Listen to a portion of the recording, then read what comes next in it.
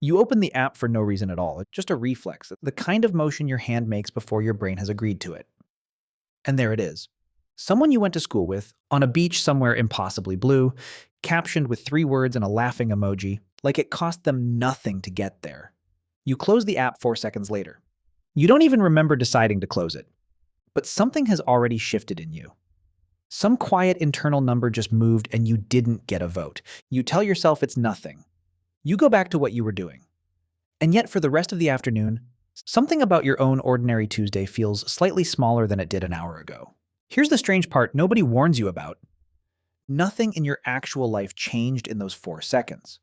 Your job is the same. Your apartment is the same. The people who love you still love you exactly as much. The only thing that changed was information. A single photograph.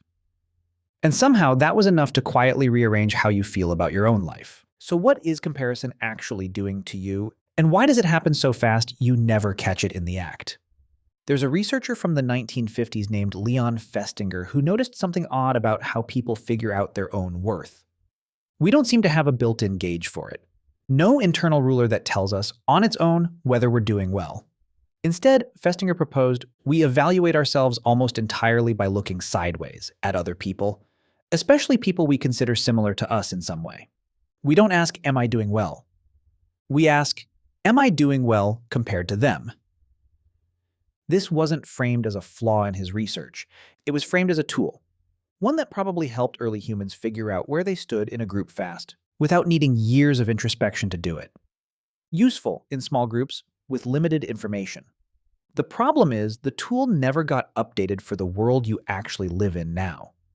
For most of human history, them meant maybe 30 or 40 people. The same neighbors, the same tribe, the same small radius of visible lives. You compared yourself to people whose full circumstances you actually understood, flaws included, bad days included. Now them means an endless, algorithmically curated stream of the best 4 seconds of thousands of people's lives, stripped of context, stripped of struggle, arriving faster than your mind can process any single one of them honestly. Your comparison instinct didn't get weaker in the modern world. It got fed more data than it was ever built to handle, and none of that data comes with the parts that would actually make the comparison fair. Here's where it gets more revealing. Researchers who study comparison have identified 2 very different directions it can move in, and they don't feel remotely the same. Upward comparison, looking at someone who seems to be doing better than you, tends to produce that specific hollow ache you probably know well. It can occasionally inspire you, but far more often, it just quietly confirms a fear you already had about yourself. Downward comparison, looking at someone doing worse, produces a quick, almost embarrassing flicker of relief. And that relief fades faster than almost any other emotion researchers track because it was never built on anything real. It doesn't require anything to be true about you. It only requires someone else to be lower. Notice something about both directions. Neither one is actually about the other person. They're about a number you're quietly trying to calculate, where do I stand? The other person is just the yardstick you happen to grab first. This is the part worth sitting with. Comparison feels like it's about them. It is almost never about them. It's about trying to locate your own value using someone else's life as the measuring instrument. Because measuring your own life directly on its own terms without a reference point is genuinely hard to do, and almost nobody teaches you how. There's a reason this measuring never actually settles anything, no matter how many comparisons you run. Researchers studying status and self-esteem have found that comparison-based self-worth behaves like a treasure with a hole in the bottom.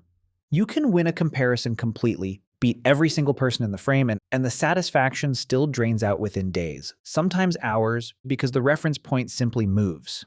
Someone new appears, the beach gets bluer. The bar resets itself automatically, every time, without asking your permission.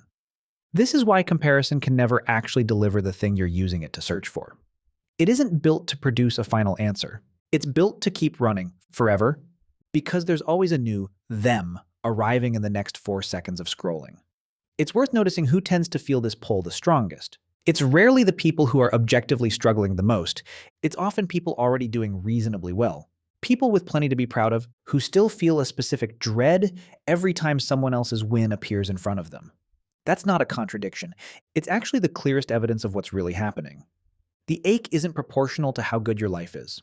It's proportional to how much of your self-worth got outsourced to that sideways glance in the first place. Someone with a strong internal sense of their own value can watch someone else's beach photo and simply feel happy for them, with nothing left over to sting. Think about the specific comparisons that actually land hardest. It's rarely a stranger's success that gets under your skin. It's someone close enough in age, background, or circumstance that the comparison feels fair. Someone you can't easily dismiss with, well, they had advantages I didn't. The closer the resemblance, the sharper the sting, because a distant stranger's win says nothing about what was possible for you, while a near peer's win quietly implies it might have been. This is why an old classmate's success tends to hit differently than a celebrity's. The celebrity lives in a different category entirely, one your mind doesn't bother measuring itself against. The classmate lives close enough to your own starting point that the comparison feels like actual evidence, even when it isn't. That internal sense of value doesn't arrive by accident.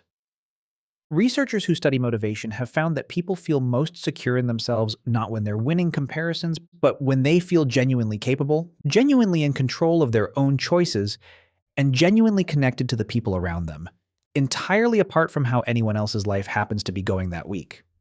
Notice that none of those three things require a single glance sideways to confirm. They're measured against your own life, not against anyone else's beach. There's a practical distinction worth making here because comparison isn't uniformly harmful. Occasionally, it can point you towards something worth pursuing, a skill you'd genuinely like to build, a habit you actually want for yourself, independent of who has it. That kind of comparison uses someone else's life as inspiration, a direction to move toward. The harmful kind uses someone else's life as a verdict, a final ruling on your own worth that arrived before you even opened the app. The difference isn't always obvious in the moment, but it shows up quickly in how you feel afterward. Inspiration tends to leave you energized. Verdict tends to leave you smaller. This doesn't mean comparison disappears once you understand it. It's too old an instinct for that, wired in far too deep to switch off just by naming it. But naming it does something quietly useful. It turns an automatic ache into a visible pattern. One you can finally recognize while it's happening instead of only afterward, once the mood has already shifted without your permission. The next time that quiet internal number moves, it might help to ask a different question than, how do I measure up?